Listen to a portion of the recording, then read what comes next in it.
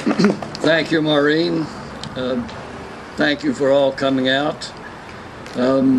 This is the beginning, I feel, of a long fight.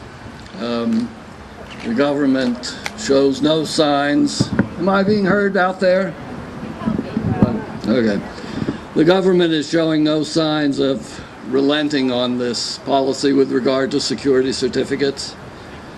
And my message to you is that one of the most dangerous things any society can do is set up an apparatus of intimidation that operates outside the purview of the law. And this security certificate system, as amplified after 9/11, is just that.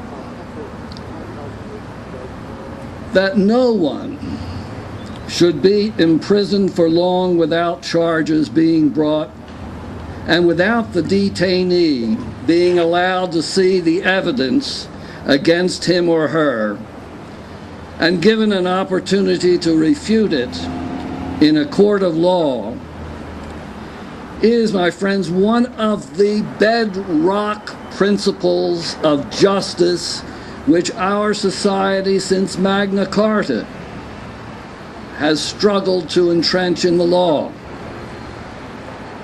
People have died to see this principle established. It is a crucial part of the freedom which we have fought long and deadly wars to protect. If we allow it to be given up, we betray those heroes of our past. Also, an apparatus of this sort has an innate tendency to extend itself.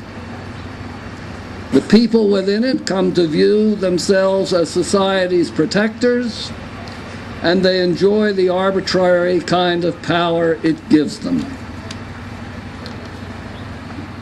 That it is being exercised now only against refugees and immigrants is no reason to disregard it. The important thing is that these are people. These are human beings. Our basic rights accrue to us as human beings, not as citizens. If the next terrorist scare casts suspicion on people who are citizens, do you think citizenship will prevent the extension of this apparatus to them? Don't be naive. Nor think that once you have allowed this to happen to any human being, you can possibly have any ground for saying it shouldn't happen to you. Now, there's another aspect to this situation which may go unnoticed, but I'm going to bring it to your attention. As you may have noted when Maureen read the histories of the 5 detainees, the actions against them have all either been begun or markedly increased since 9/11. We know that the Canadian government, both under the Liberals and now the Conservatives, have been spooked by U.S. security fears. Why? Because if we don't play ball with the Americans on security, they won't play ball with us on trade.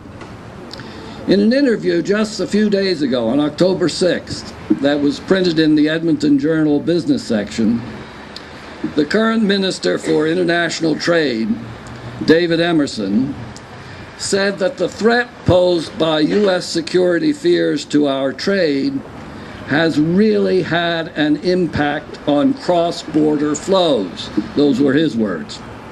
He also said that Canadian defense contractors complain of having been frozen out of contracts in the U.S. The Council of Canadians, whom I'm representing here today, has obtained documents which show that the whole security and prosperity partnership business has been motivated by Canadian businesses wanting to make sure Canada satisfied U.S. security demands in order not to have a threat to trade. This toadying up to the U.S. might not be of such great consequence, except for the ominous turn affairs have taken south of the border. From having the reputation of being a shining light of civil liberties and human rights, the U.S. has become recognized as one of the worst countries in the developed world on this score. Torture has become a routine tool of interrogation in the so-called war on terror. Many of the usual rights of the accused are being waived. People have been sent to foreign countries for torture.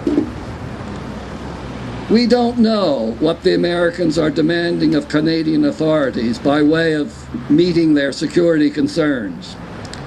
But given America's recent fall into barbarism and the way the 5 detainees we have been talking of have been treated, we have every right to be extremely suspicious. And certainly, one lesson to be learned is that the economic union with the U.S., as envisioned in NAFTA, allows the U.S. to hold large sections of our economy, that means jobs and standard of living, hostage to their exaggerated security demands. It is time, my friends, to say to our government that we do not want any sacrifice of human rights in this country in order to satisfy the demands of the society to the south that has clearly lost its moral compass, even if that does mean some short-term economic losses to ourselves. Thank you very much.